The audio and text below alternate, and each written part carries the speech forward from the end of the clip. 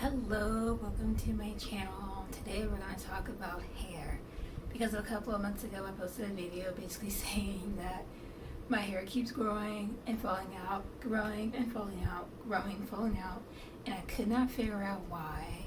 None of the doctors could answer me. At first I assumed that it was a side effect of radiation, but then I talked to the radiologist and my oncologist, and they both said that the only way that the radiation would affect my hair growth is if I had radiation treatment on my head, but I only had a radiation treatment like on this side of my body, and it should not affect my head.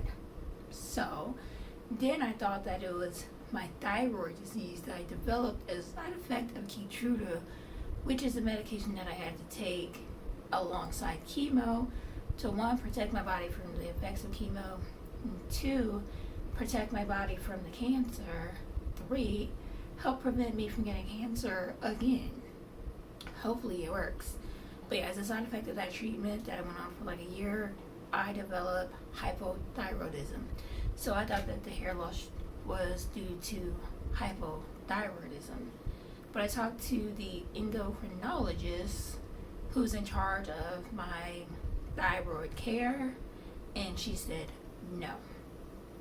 So I go to the dermatologist finally, and she says that I was suffering from chemo alopecia, which means that a whole year after my last chemo treatment in like 2022, was it 2022? Yeah, in 2022 was my last chemo treatment in December. In January of this year, I was still suffering chemo alopecia. So she recommended that I try Rogaine. But then she said that I don't need to buy the name brand Rogaine. I can get generic because the main chemical I need is called minoxidil or whatever. And then she said that to get the men's because it's cheaper and it's basically the same thing, and sometimes it's better. So that's what I did. I've been putting Rogaine in my hair for like the past 6-7 months. It comes in a 3-pack. It's like $60 for the generic. I don't know how much the regular one is, but that's how much mine was. And I put it on my hair. I used to do it once a day, but since I started running low, and I started doing it like a few times a week. And it's been helping my hair grow and stay in full contact. Now, when my hair first started growing, I still had the chemo perm, but like my hair was like bone straight and stuck to my scalp like one of those baby dolls that goes like this. Like, that's how my hair was looking. What changed it was, so this company called EO reached out to me on my email, like they slid in my DMs in regards to my TikTok page, because I do like UGC stuff on my TikTok, and they were like, hey, we love to work with you, we love to send you some stuff, and like you create content, we'll send you like some Amazon gift cards or whatever. So I go to their site and I pick out some products that I want to try, and I noticed that they had this hair oil. It says premium hair oil, and it's like good for heat protection and like blow drying, sun damage, and all that. So I'm thinking that this is something for people with longer hair that will be like blow drying and straightening their hair a lot. And because it's a sun sign, that means it's supposed to help protect you from the sun, help protect your hair from the sun and avoid heat damage, that it was like for people with straight hair. And I assume that because this company is Korean, that this hair oil would be like for people with straight hair or people straightening their hair, not necessarily for people like me with, one, textured hair, two, a whole chemo perm. So I didn't have high hopes for this, but ever since I started using this, like genuinely, no BS, like no one's paying me to say this or anything, but this has helped my curls come in and like actually look cute, okay?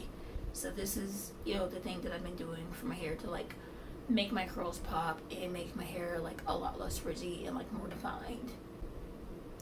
So another thing they sent me is this heart-shaped brush. It's like a rose gold chrome thing. It has like this little case at the back, and this is how it looks. It fits perfectly in my hand, and I can just brush my hair like this and I don't have to like do too much. I think it's super cute and I like it. But this also helps. It kind of works hand in hand with the oil on my hair to like define my curls. Kind of like if you have longer hair and you use the denim brush, because of how fine the little combs are on it. I think it definitely helps to like bring down my curls. So that's something I'm doing. Also, I brush my hair with this like once a day because my dermatologist said that it's good to brush your hair at least once a day because it helps with the circulation of your scalp to help stimulate growth. I also have this shower massage thing to massage my hair in the shower because one, I had this for years before I even got sick, and this really helps with circulation and all that. Two, my nails keep shedding. Like, I literally do not have nails right now. Like, it all fell off and it's like peeling in layers. If you don't know what chemo nails are, it basically means that your nails turn black and then they fall off. And I've had the chemo nail shed 3 times now. I thought I was over this whole nail shedding process, but apparently it's not, because the type of chemo that I had is like really strong and is really in my system like down bad. My last chemo day was in December of 2022. It is July of 2024 and I am still suffering the effects of chemo. Chemo brain is kicking my ass. Chemo nerve damage is kicking my ass. I got eyeball damage from chemo. Just everything. I'm still dealing with a lot of the side effects of the condition. So yeah, hair and nails definitely it. Chemo perm is like how your hair grows back after treatment, and depending on how your texture was beforehand. If you have naturally straight hair and then you go through chemo, then your hair may turn curly. But if you have texture hair like me and you go through chemo, then your hair may grow back straight. So that's what's happening with me. My hair was straight, and then I started using this oil and this brush, and it's really helped to bring my curls back. So there's that. Another thing I've been doing is laying my edges. I never laid my edges before in my life, but I figured with the current style of my hair that it would just look really cute. So I've been trying it out. So one way I've been laying my edges is by making flaxseed gel. So I only have ground flax seeds, which I don't recommend for flaxseed gel because all the little bits get caked up in your hair and you like have to brush it out, and it's kind of annoying. But this is what I have, so I'm just gonna go ahead and use it because I honestly don't like the taste of flax seeds. I just want to use it for gel. But if you are gonna make flaxseed gel, then you need whole flax seeds, not ground, so that you're not picking out the little seeds and you can just get the gel part. So how you make this is you take this, some water, and you put it on the stove and you boil it for just like a minute or 2, and then you let it cool up, and you don't let it get too cool because you still want to be able to use it, and you use like a toothbrush or a mini brush or something to like lay your edges. I've been getting better at the whole laying edges thing. I've never done it before, nobody ever taught me. I'm just kind of going along with what my hair naturally wants to do when I try to lay my edges. So sometimes it's really cute and really swoopy, and other times I'm just like, whatever I can do, I can do. So this is how I laid my edges today. Now I did not use flaxseed gel to lay my edges because I didn't feel like making this whole concoction, to be honest. I actually used sea moss gel, which a company sent me sea moss gel to try, and I tried it out because I've heard all this hype, and like it's okay. It doesn't really taste like anything. I didn't get any particular flavors. I tried mixing it in with a smoothie because I'm like, I'm not gonna eat a spoonful of this a day. This is slimy, this is gross, and I really don't like things that are slimy and gross. So I was like, well, I'm just gonna put this in a smoothie. It made my smoothie thick and frothy like soap or whatever. Like, I don't know, I just didn't like it. So I've been finding other ways to use it, and one of the ways I've been using it is by using it to lay my edges. So I laid my edges today with sea moss gel, which you're supposed to eat, but I refuse to eat, and I still have a whole jar of it and needs to figure out other ways to use it. Another way that I've been using sea moss gel is by putting it on my face as like a face mask and like giving myself like a little facial, and sometimes I mix it in with turmeric powder. because I have like a giant thing of turmeric that I use to season my food and stuff, but it works good as a facial. So that's what I've been doing with my hair. This is about 6-7 months of growth. It's like about this long. It looks like it's about 1.5 inches, maybe 2 inches. Hair typically grows a lot faster than this, but because I'm dealing with chemo alopecia and like not all of my hair has grown back on my body, like my arms and legs are kind of empty compared to how they were before, and like my eyebrows never fully grew back to how they were before chemo. But honestly, I've been shaving my eyebrows for years, so I'm not too pressed about that. Other people can be upset about their eyebrows, losing their eyebrows, and like, well, about feeling weird and stuff, but since I've already been a weirdo, it's not that big of a deal for me. So yeah, this is about 7 months of hair growth with everything that I've been doing. I've also had to get shampoo because at first I was just washing my hair with body soap because it was so short and fine. I was like, I don't need shampoo, I'll just use body soap.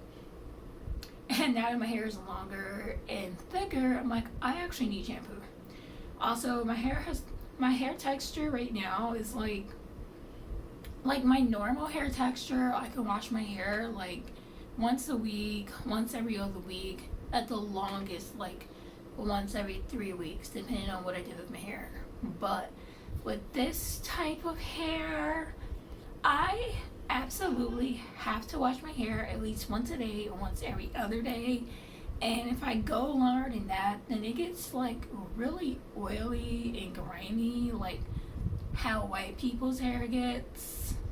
So I have to like wash my hair like every day. Luckily for me, I was able to find a fragrance-free shampoo in Whole Paycheck store. It's a little bit more expensive than what I was used to paying pre-COVID, pre-cancer era, but that's totally fine. I'm just glad I found it. Going forward, I'm only going to use hair care products that are fragrance-free. I am sick of always having to struggle to breathe and always having my skin fry, and sometimes patches of my skin will literally burn off and like get lesions on my scalp and everything every time I want to do my freaking hair. And you know what? I'm tired of this, Grandpa. So going forward, I'm only going to be using fragrance-free hair care products, not just shampoo and conditioner, but like any type of mousse, any type of hair oil, curl cream, or whatever. If it is not fragrance-free, I do not want it. I know that it is going to be more expensive because those products are few and far in between, and I will have to order it online and pay shipping and handling, but I don't care.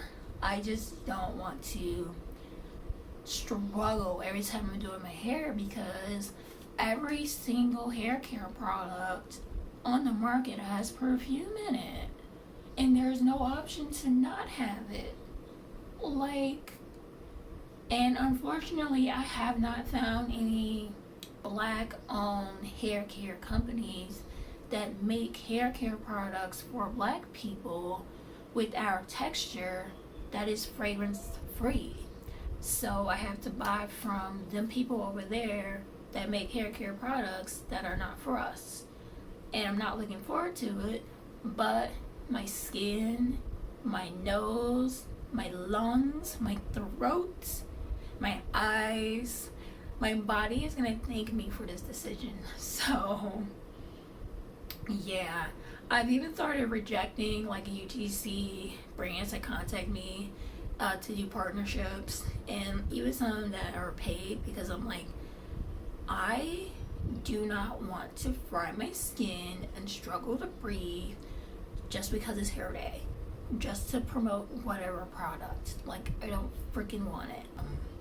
Yeah, here is a hair update for people that were keeping track of my cancer journey, keeping track of my healing journey.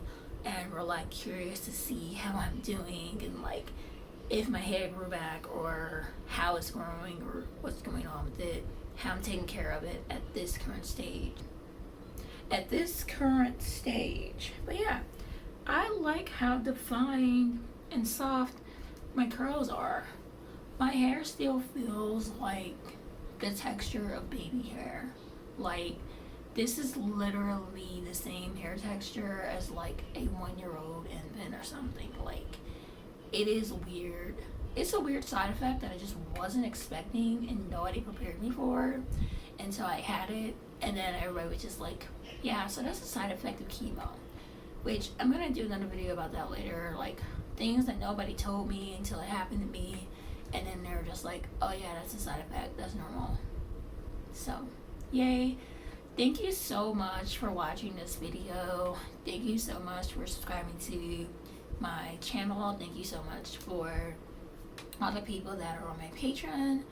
Thank you so much for the people from other social media platforms that saw me posting my YouTube videos and came here to check it out. I will see you guys later. Bye.